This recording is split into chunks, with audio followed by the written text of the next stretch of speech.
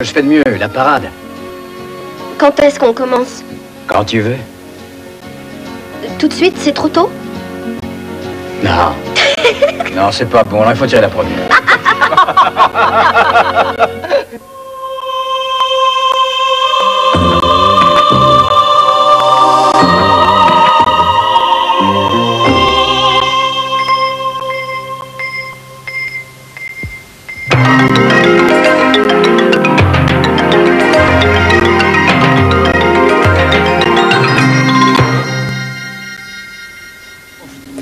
Boris Becker, reçu par le pape, était à l'honneur ce matin au Vatican. Quelques mots échangés, puis il a offert une raquette à Jean-Paul II qui décidément les collectionne. Reçu à Rome au début de l'année, Yannick Noah avait déjà eu la même idée. De toute façon, le pape a avoué qu'il n'avait pas le temps de s'en servir. Bonsoir. Pour la troisième fois depuis le 16 mars dernier, François Mitterrand a refusé de signer une ordonnance. Après la privatisation et la réforme électorale, le chef de l'État s'oppose aujourd'hui au projet d'aménagement du temps de travail présenté par Philippe Séguin. Explication de l'Élysée, ce problème relève de la compétence du Parlement. Quelle que soit la date des faits qu'on leur reproche, les terroristes seront désormais jugés par des magistrats professionnels et non plus par des jurés populaires. C'est le sens du projet de loi adopté ce matin au Conseil des ministres. Le sujet est d'actualité une semaine après le report du procès de Régis Schleicher. Jérôme Valk.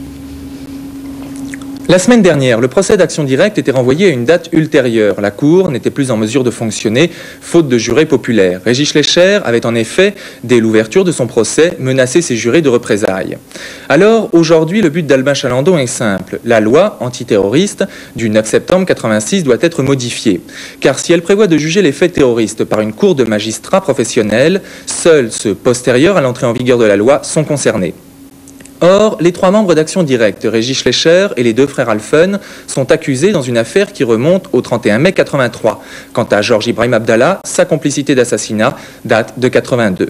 Ces deux affaires relèvent aujourd'hui d'une cour d'assises de droit commun, constituée par 3 magistrats professionnels et par 9 jurés populaires. Pour une loi rétroactive, il suffit de changer l'article 10 du 9 septembre 86 par un autre. Une suppression qui ne pose pas de problème juridique majeur, et ce nouveau projet de loi devrait être voté demain après-midi à l'Assemblée nationale et samedi au Sénat, dernier jour de la session parlementaire.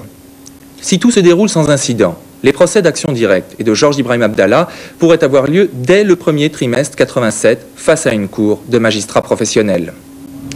La France a répondu à l'appel à l'aide d'Issenabré. 2 avions de l'armée de l'air ont parachuté la nuit dernière dans la région tchadienne du Tibesti des vivres, des munitions et du carburant. Mission exceptionnelle, affirme le Quai d'Orsay, destinée à aider une population aujourd'hui directement menacée par l'armée libyenne. En dépit de la compensation fiscale de 190 millions de francs que leur accorde le gouvernement, les jeunes agriculteurs du CNJA se déclarent aujourd'hui consternés par les accords de Bruxelles. Les ministres de la CE leur imposent notamment une baisse de 2 millions de tonnes de la production laitière. Demain s'ouvrira à Matignon la conférence annuelle agricole.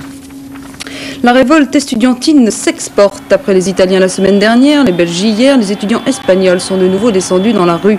Aujourd'hui à Madrid, ils étaient plus de 6 000 à protester contre la réforme universitaire et la hausse des droits d'inscription. Quelques échauffourées ont eu lieu à l'issue de la manifestation, dispersée au canon à eau par la police madrilène. C'est l'heure de la relève. À Hanoï, les 3 principaux dirigeants du PC vietnamien ont aujourd'hui démissionné. Le triumvirat, rendu responsable de la crise et de la pénurie, pourrait être remplacé par un oublié de l'histoire vietnamienne, le général Giap, vainqueur de Dien Bien Phu. Il devra cette fois se battre sur le front économique. Le Vietnam est l'un des pays les plus pauvres du monde. Patrice Arditi.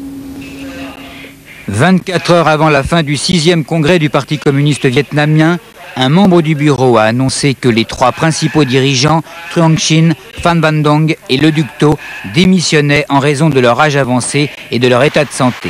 Démission acceptée sous les applaudissements, mais également sur fond de désastre économique. Le Vietnam est devenu l'un des pays les plus pauvres du monde.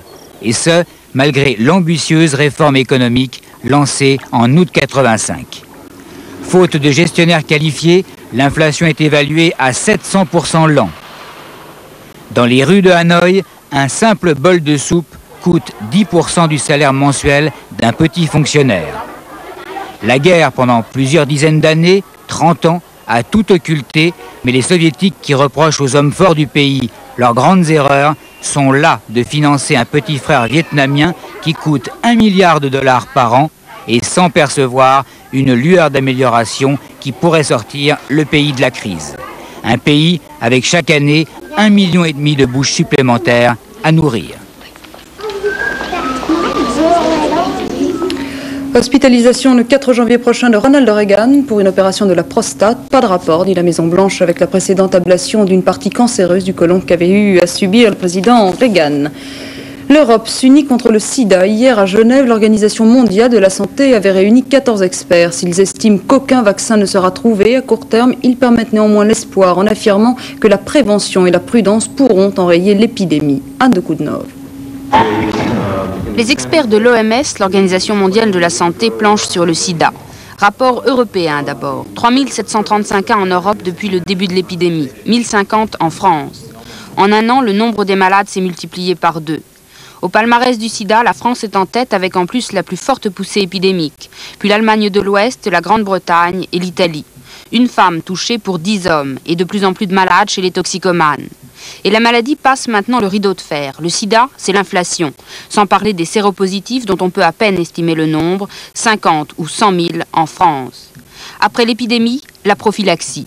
Vente libre de seringues ou publicité pour les préservatifs, il faut informer.